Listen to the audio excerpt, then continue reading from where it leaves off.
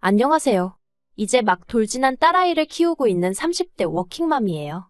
이렇게 모르는 사람들한테 제 이야기를 해본 적이 없어서 어떻게 시작해야 할지 모르겠는데 두서가 없더라도 이해해주세요. 지난 결혼 생활은 녹록지만은 않았습니다. 특히나 시댁 식구들의 무신경한 말투와 째째한 남편 때문에 많이 힘들었어요. 하지만 어리석게도 저는 남편이 아빠가 된다면 사람이 달라질 줄 알았거든요. 그래서 아이까지 낳았지요. 하지만 집버릇 개 못 준다더니. 그래서 이혼을 결심하게 되었습니다. 지금은 죽일 만큼 미운 남편이지만 처음 지인에게 소개를 받았을 때는 믿음직스러운 사람이라고 생각했어요. 친정아버지가 워낙에 우유부단하신 분이었고 그로 인해 친정어머니가 고생을 많이 하셨거든요. 그래서 저는 꼭 저를 이끌어줄 수 있는 남자를 만나고 싶었는데 연애 내내 남편이 보인 모습이 그랬습니다. 데이트라도 하게 되면 이거 하자 저거 하자며 먼저 나서서 분위기를 주도했고 저에게 무슨 고민거리라도 있어서 털어놓으면 이렇게 해라 저렇게 해라라며 해결책을 제시해주곤 했는데 그게 그때는 다 맞는 말처럼 들릴 만큼 의지가 되었답니다. 그래서 남편이 만난 지 6개월 만에 결혼하자고 했을 때도 먼저 말해주니 좋았고 남편의 선택대로 따라가면 될 줄 알았어요. 하지만 막상 결혼을 해보니 남편은 리더십이 있다기보다는 독단적이었습니다. 특히나 돈 문제에 있어서는 제가 남편보다 월급이 같으면 같았지 단 한 번 10,000원이라도 덜 벌어온 적이 없었는데요. 그런데도 자기가 경제권을 쥐고는 저한테 생활비를 타쓰게 했어요. 그런데 이게 웬걸 결제할 때마다 남편한테 문자가 가면 전화를 해와서는 그걸 했냐 저걸 왜 사냐 어찌나 따져대고 사람한테 책임을 물어대는지 제가 그렇다고 무슨 명품을 사고 유기농을 사 먹고 그러는 것도 아니었는데 말이지요. 심지어 한 번은 친구들을 만나서 스파게티를 먹었는데 비싼 것도 아니고 한 접시에 15,000원짜리였거든요. 그런데 그걸 가지고 스파게티 한 그릇의 원가가 얼만지 아냐? 너는 상술에 노란한 거라며 어찌나 사람을 깔아뭉개던지. 그래서 남편하고 막말로 박터지게 싸우고 각자 월급은 각자 관리하기로 했습니다. 지금 생각해보면 이때 그냥 이혼했어야 하는데 그때만 하더라도 제가 남자를 잘못 골랐고 섣부르게 결혼을 결심했다는 걸 인정하고 싶지 않았던 것 같아요. 그래도 다행이라고 해야 할지 월급을 각자 관리하기 시작한 이후로는 좀 숨통이 트이는 기분이었어요. 그런데 남편은 아니었던 모양입니다. 그 일이 있고 얼마 지나지 않아서 남편이 다니던 회사에 대대적으로 구조조정의 바람이 불고 있다는 이야기가 들려왔어요. 그리고는 저한테 대놓고 말은 안 했지만 자꾸 앓는 소리 죽는 소리가 늘어가는 게 월급이 주름 모양이 돼요. 저희는 월급을 각자 관리하면서 생활비도 똑같이 각출해서 썼었는데 언젠가부터 한다는 소리가 자기는 회사에서 저녁 해결하고 올 때도 있는데 왜 식비를 똑같이 내야 되냐 하질 않나? 자기는 씻을 때 뜨거운 물 많이 안 쓰는데 난방비가 너무 많이 나왔다나? 진짜 제 얼굴에 침 뱉기 같아서 차마 일일이 적을 수는 없지만 별 말 같지도 않은 소리를 하면서 생활비도 저보다 덜 내고 싶어 하더라고요. 그렇지만 그럴 때마다 저는 남편이 그런 말을 무슨 의도로 하는 건지 뻔히 알면서도 못 알아듣는 척 모른 척하며 무시해버렸습니다. 만약 그렇게까지 왜 참고 살았냐고 물으신다면 솔직히 친정부모님이 항상 입버릇처럼 하시던 말씀이 이혼하면 여자만 손에다 였거든요. 이혼녀 딱지 달고 세상 살기가 쉬운 일이 아니라고요. 그리고 저도 당시에는 그런 친정부모님의 말씀에 어느 정도 동의하는 바였어요. 지금도 연예인 부부가 이혼하면 여자 연예인은 이혼녀로 낙인 찍고 다시 연애라도 하면 무슨 큰일 난 것처럼 이야기를 하지만 남자 연예인이 누굴 만난다고 하면 능력 있네 어쩌네 그렇게 띄워주잖아요. 예쁘고 돈 잘 버는 연예인한테도 그렇게 잣대가 엄격한데 하물며 일반인인 제가 이혼녀 딱지를 달고 세상 살기가 쉬울지 상상이 가질 않았지요. 그래서 이혼을 생각하는 대신 남편을 개조해야겠다고 생각했습니다. 제가 잘 가르쳐서 데리고 살 만한 인간으로 탈바꿈시켜야겠다고요. 그리고 그때 친한 친구가 자기 남편도 매번 회식이다 뭐다 귀가가 늦었는데 애가 생긴 이후로는 사람이 달라졌다고 하대요. 그래서 저도 아이를 가졌어요. 산후조리원에서 돌아온 이후로 육아휴직을 쓰다가 복귀를 하게 되면서 친정어머니의 손을 빌리게 되었습니다. 원래는 시터를 쓰려고 했는데 여러 가지 불미스러운 뉴스들을 접하고 나니까 솔직히 아무리 전문가라고 하는 사람들이라고 해도 믿고 맡기기가 쉽지 않더라고요. 그래서 친정어머니께 부탁을 드렸네요. 그런데 아무리 외할머니라고 해도 솔직히 하루 종일 아기랑 시간을 보내는 게 쉬운 일은 아니잖아요. 친정어머니도 당신 나름대로 시간을 보내시던 일정도 있으셨을 테고요. 그래서 처음부터 한 달에 200 정도는 챙겨드릴 생각이었어요. 왜냐하면 제가 알아본 시터들 중 경력이 거의 전무한 사람들도 200은 불렀거든요.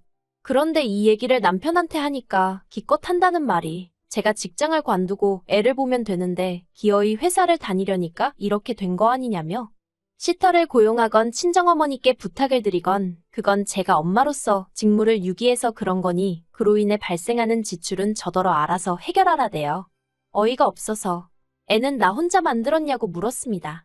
당신도 애 아빠니까 당연히 절반은 내야 되는 거 아니냐고요. 하지만 남편은 육아는 남자의 영역이 아니라는 헛소리나 해대면서 죽어도 못 낸답니다. 황당하고 어이없고 치사하고 그래서 그래 해보자라는 생각에 남편에게 알겠다고 했네요. 그리고는 월급을 각자 관리하는 수준에서 벗어나 완전히 친정은 친정대로 시댁은 시댁대로 그렇게 챙기며 살게 되었지요. 한편 신우는 처음으로 자취를 시작했습니다. 시집갈 때까지 부모님 옆에 딱 붙어 살 거라더니 어쩐 일로 혼자 살기로 했다대요. 그래서 그러냐 하고 말려다가 그래도 또 신우랑 사이가 특별히 나쁜 것도 아니었고 집들이 한다고 오라고 하니까 빈손으로 가기도 뭐해서 요새 자취생들 사이에 유행한다는 커피 머신을 선물해줬어요. 그랬더니 관계 있어서 그런가 며칠 뒤 남편이 저한테 10만 원짜리 상품권을 하나 주면서 장모님 갖다 드려 그러는 거예요. 백화점 상품권인가 하고 봤더니 그건 아니고 어디 전통시장 상품권이더라고요. 이걸 어디서 쓰나 싶긴 했지만 그래도 남편이 정말 모처럼 저희 친정어머니한테 선물하는 거였거든요. 그래서 난처한 기색은 내비치지 않고 알겠다고 고맙다고 했습니다. 그런데 친정어머니도 상품권을 받으시곤 저랑 비슷한 반응을 보이셨어요. 마음은 고마운데 어디서 쓸 수 있을지나 모르겠다면서요. 그리고는 한 일주일 정도 지났을까요? 친정어머니가 갈비찜을 해주셨습니다. 저희 남편더러 사위가 준 상품권으로 이렇게 좋은 고기도 먹어본다 하시면서요. 그런데 이건 솔직히 그냥 하신 말씀이시고 저희 친정부모님 당신들이 원할 때마다 소고기 사드실 수 있는 정도의 경제적 여유 있으신 분들입니다. 아무튼 그런데 이게 웬걸 그 상품권을 가지고 유세를 떨 줄은 상상도 못했어요. 상품권 이야기가 다시 나오게 된 발단은 제가 다니는 회사에서는 매년 성과에 따라 한 사람당 100만 원에서 200만 원까지 복지 포인트를 주거든요. 그리고 저는 올해 130 정도를 받게 되었고요. 여담이지만 남편도 아는 복지 포인트이고 얼마를 받건 간에 매년 요긴하게 잘 써오고 있었어요. 그리고 올해는 친정에 안마의자를 놔드려야겠다고 생각하고 있었습니다. 비록 3개월 만에 재택근무 전환이 되면서 친정어머니 도움을 받지 않아도 되게 되었지만 그래도 3달 동안 친정어머니가 고생을 많이 하셨으니까요. 그런데 남편이 올해는 그 복지 포인트로 뭐 할까라고 운을 띄우더라고요. 그래서 친정부모님 댁에 안마의자 놔드릴 거야 그랬습니다. 그랬더니 그걸 왜 제 마음대로 정하냐대요. 원래는 매년 상의해서 쓰긴 했었거든요. 하지만 지난번에 남편과 한바탕 한 이후로는 솔직히 금전적인 것과 관해서는 남편과 아무것도 상의하고 싶지 않았어요. 남편 논리대로면 제가 일을 잘해서 회사에서 고맙다고 저한테 주는 거잖아요. 그러니 순전히 제 몫인 건데 왜 남편이랑 상의해야 하나 싶었던 거지요. 그래서 남편한테 제 생각 그대로 이야기했어요. 내 포인트 내가 쓰고 싶은데 쓰겠다는데 뭐가 문제냐고요. 그랬더니 남편이 그러면 시댁은 시부모님은 생각 안 해? 그러는 거예요. 어이가 없어서 당신은 처가 생각 얼마나 하고 사냐고 따졌습니다. 그리고는 그렇게 시부모님 사드리고 싶으면 당신이 당신 돈으로 사드려. 월급 받아서 그 돈 다 뭐해? 생활비라고 100만 원 주고 나면 당신 생전 나하고 1원 한 푼 상의해서 쓴 적 있어. 그러니까 이번에도 알아서 잘 사드리라고 쏴붙여버렸네요. 그러자 남편이 입술을 대빨래 밀고선 인정머리가 있네 없네. 누가 누구한테 할 소리를 하던지요. 그런데 그 일이 있고 며칠 뒤 생각지도 못한 사람에게서 연락을 받았습니다. 바로 신우였어요. 신우가 먼저 저희 남편, 그러니까 자기 오빠한테 들었다면서 저희 회사 복지 포인트 이야기를 꺼내더라고요. 뭐라고 달리 반응을 보이기가 어려워. 네 맞아요 그런 게 나와요 하고 적당히 대꾸만 하고 있었어요.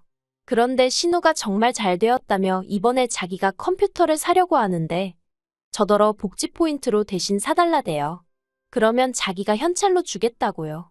사실 복지 포인트를 쓰려면 지정된 곳에서만 써야 되다 보니까 100% 마음에 드는 물건을 찾기가 쉽지는 않거든요.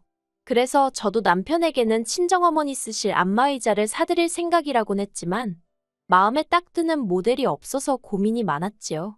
그런데 신우가 돈으로 주겠다고 하니까 솔직히 잘 됐다 싶더라고요. 그래서 바로 알겠다고 했습니다. 그런데 피는 못 속인다고 해야 되는 건지 어쩌면 남매가 그렇게 하는 짓이 똑같을 수가 있을까요? 신우와 통화를 마친 뒤 아가씨가 말한 컴퓨터. 지금 찾아보니까 150만 원 정도 한다고 알려줬어요. 그랬더니 신우가 그러면 내가 20만 원만 보내주면 되죠? 그러는 거예요. 순간 이해가 안 돼서 신우더러 그게 무슨 말이냐고 150만 원짜리라니까 웬 20만 원이냐고 물었어요. 그랬더니 또다시 신우는 복지 포인트 쓴다고 했잖아요 그러는데. 그리고는 서로 간에 몇 번 더 말이 오가고 나서야 상황 파악을 할 수 있었습니다. 남편이 정확히 뭐라고 했는지는 모르지만 신우는 제 복지 포인트에 자기 돈 조금만 보태면 컴퓨터를 살 수 있다고 생각한 모양이에요. 정말이지 떡 줄 사람은 생각도 안 하는데 남매가 나란히 김칫국이나 마시는 꼴이라니. 그리고 이 이야기가 시부모님 귀에까지 들어가면서 상황은 걷잡을 수 없이 복잡해져 갔습니다. 시부모님이 저를 불러놓고 너는 친정만 챙기냐? 시댁은 우습냐 하시더니 왜 기분 나쁘게 차별을 하냐고 그러시는 거예요. 그러더니 당신들이 이번에 한 번만 저를 용서해 줄 테니까 대신 복지 포인트로는 신우 독립한 기념으로 선물하는 셈 치고 컴퓨터를 사주랍니다. 그러면 그냥 이번 일은 없던 일처럼 눈 감아 주시겠다나요? 어이가 없어서 제가 잘못한 일도 없는데 그게 무슨 말씀이시냐고. 그렇게는 못한다 했습니다. 그러자 하시는 말씀이 니네 엄마한테는 내 아들이 상품권도 줬다면서 그러는 거예요. 어이가 없어서 남편을 쳐다봤어요. 그랬더니 남편이 사실인데 뭘 그러냐입니다. 그래서 제가 어디 쓸 때도 마땅치 않은 상품권을 줘놓고는 그리고 그나마도 친정어머니는 고마운 마음에 당신 생돈 들여 고기 사셨고 그거 다 당신이 처먹지 않았느냐고 소리를 질렀어요. 그리고는 어머님도 앞뒤 사정도 모르시면서 아들 말만 듣고 그렇게 나서시는 거 아니라고 한 소리 했네요. 근데도 속에서 화가 안 풀려서 결국 남편더러 돈돈돈 할 거면 그냥 혼자 살라고 했어요. 같이 사는 룸메이트도 당신처럼 야박하겐 안 할 거라면서요. 그리고 제 입에서 이혼 소리가 나오자 어머님이 저더러 미쳤냐며 언성을 높이셨습니다. 그런 모습을 보고 있으니 정말 하루빨리 이혼하고 싶다는 생각밖에 안 들더라고요. 그래서 어머님과 남편을 뒤로하고 먼저 시댁에서 빠져나왔습니다. 그리고는 친정어머니가 아이를 맡아주고 계셨거든요. 친정어머니한테 달려가 시댁에서 있었던 일을 털어놓고는 이혼하고 싶다고 하소연을 했어요. 평소라면 그래도 이혼은 안 된다 참고 살아라 하셨을 어머니셨지만 그날은 제가 어찌나 서럽게 울었는지 그래 정 힘들면 헤어져야지 그러시대요. 그래서 지금 변호사 사서 이혼소송 진행하고 있습니다. 협의이혼이 아니라 이혼소송까지 가게 된 건 남편이 양육비 가지고 어쩌고저쩌고 하며 그걸 깎으려 들었기 때문이에요. 솔직히 위자료는 생각도 없었고 애 양육비만 약속해 주었으면 했어요. 많지도 않았고 한 달에 80만 원 정도를 생각하고 있었지요. 그런데 양육비를 흥정하려 드는 남편의 모습에 너무 열받아서 아예 위자료도 받아야겠다고 제가 마음을 바꿔먹었어요. 그래서 소송으로 진행하게 되었습니다. 시간이 좀 걸리기야 하겠지만 변호사 말이 저는 걱정할 거 없다고 하더라고요. 남편은 결혼만 하면 제가 월급도 죄다 갖다 바치고 연애 때처럼 남편 말에 꼼짝도 못하고 따르고 그럴 줄 알았나 봐요. 어리석었던 거지요. 요새 그렇게 사는 여자가 몇이나 된다고 그리고 저도 제 몸 하나 건사하고 살 능력은 되는데 못하러 그러겠어요. 하지만 지나간 일 곱씹어봤자 의미 없고 적어도 앞으로는 남편과 얽힐 일은 없을 테니 그걸로 만족하며 살아보겠습니다.